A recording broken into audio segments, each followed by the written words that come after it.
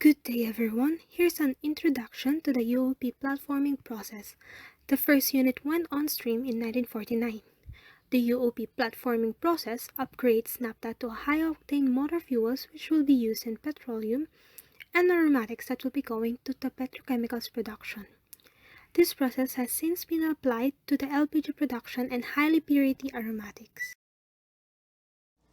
In the fixed bed process or the FR process, low-octane number naphtha is converted into a high-octane number motor fuels. It is shown in the process flow diagram. So in here, low-octane number naphtha enters the process where it is met with the pressurized hydrogen. So the pressurized naphtha enters the heat exchanger where it is reheated. So in here, the preheated pressurized naphtha enters the heater where it is vaporized. When it is vaporized, it goes to the first reactor wherein majority of the reaction takes place where the hydrogen bond are removed from the naphtha, forming aromatics. These aromatics are what we know to be the benzene, toluenes, and xylene. So in here, due to the process being highly endothermic, it loses heat. That is why it is again reheated to the heater. In the heater again, it goes to the second reactor where the same process happens. It loses heat again and then enters the heater for the third time and then goes to the third reactor. In the third reactor, the same process takes place and then additional loss of heat is incurred in the heat exchanger discussed in the earlier process. So in here, the BTX goes to the cooler. So when it goes to the cooler, of course it cools, and then after being cooled, it goes to the separator. So in the separator, hydrogen is extracted and is recycled back to the system, just like this. And then after that, the BTX goes to the stabilizer. So this is a hydrogen-free BTX. So it goes to the stabilizer wherein ethane, methane, and butane are extracted to the system, resulting for the bottom part of the stabilizer to be high-octane reformate, which is used for the premium-grade gasoline or the high-octane motor fuels. So for the low-octane fuels, it goes to the petrochemical industry where they are converted into plastics and other various materials. Three basic designs are already made available for the UOP platforming process: the semi-regenerative or fixed bed platforming, continuous regeneration platforming, and RZ platforming. The first platforming units were designed as semi-regenerative or SR, and then eventually to overcome its limitations in catalyst stability, UOP started to commercialize the continuous regeneration method or CCR platforming.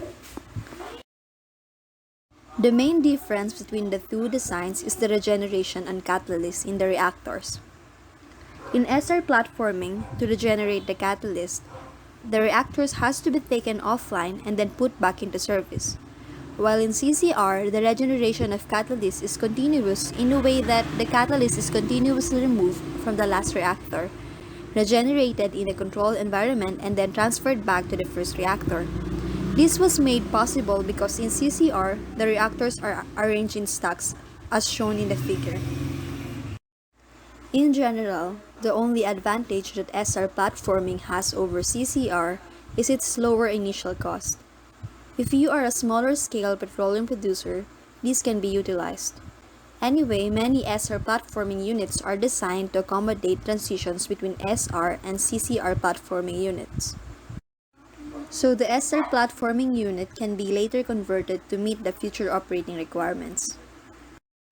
As for the advantages of the CCR platforming, well, first, The CCR platforming unit has the highest possible yields because it is capable of the lowest possible pressure operation.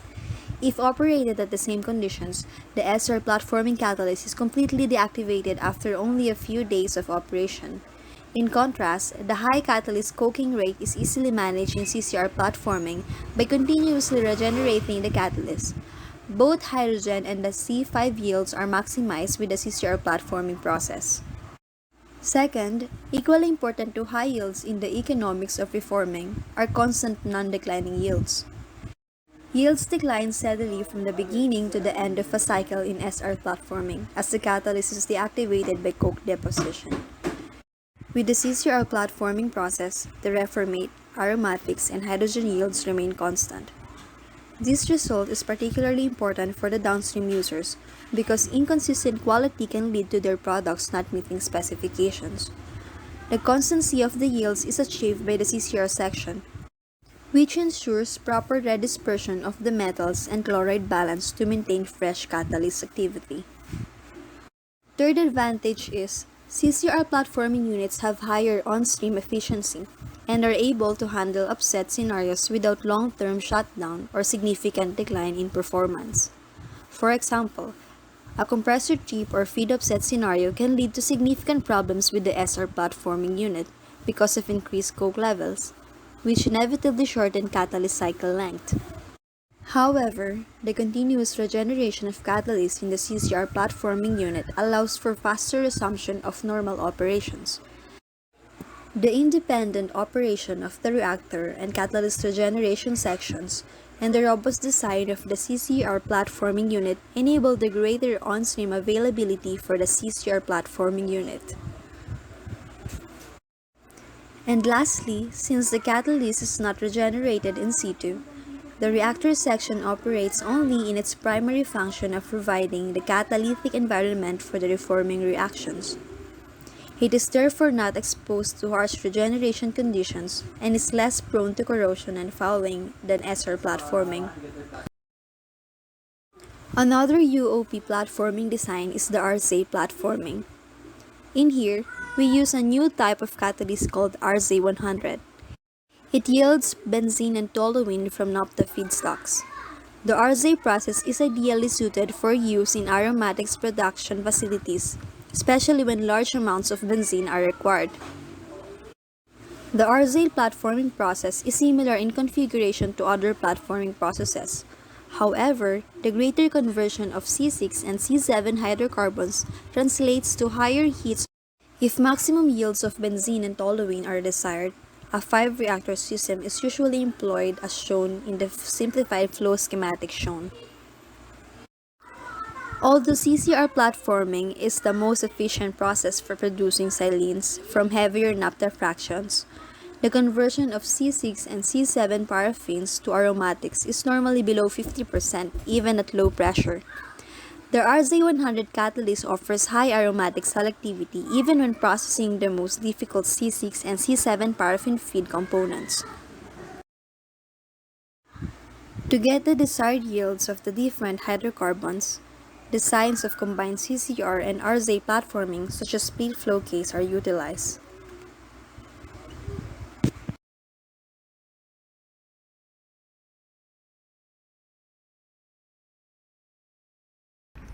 Identification of hazards in reactor and heater.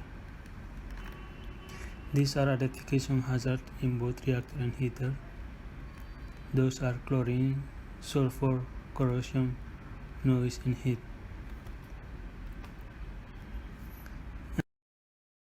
Need to be taken. The direct fire air heater, if operating, must be shut down. Unloading coke catalysts requires special precaution to prevent iron sulfide-induced fires.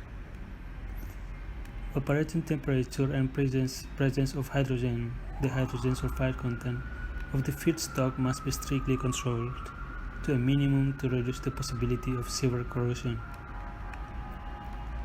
Safe work practice and appropriate personal protective equipment may be needed for exposures to chemicals and other hazards. Naphtha feedstock is pre-treated with hydrogen to remove contaminants such as chlorine, sulfur, and nitrogen compound, which could poison the catalyst. A small emission of carbon monoxide and hydrogen sulfide may occur during regeneration of catalyst. There is potential for exposure to hydrogen sulfide and benzene should a leak or release occur.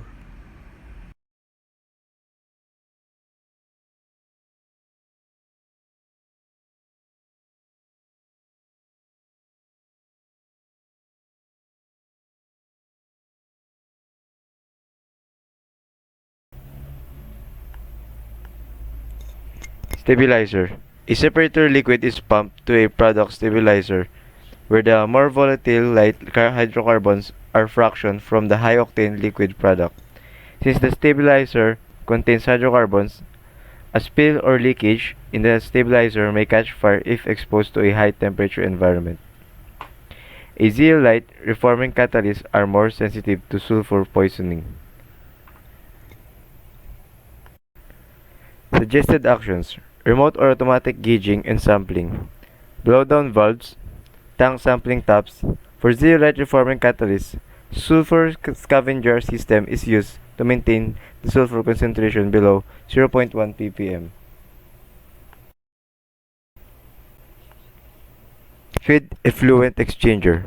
Some dynamic studies shown that heat integration that involved feed effluent exchanger could potentially lead to process instability in certain conditions or known as hysteresis.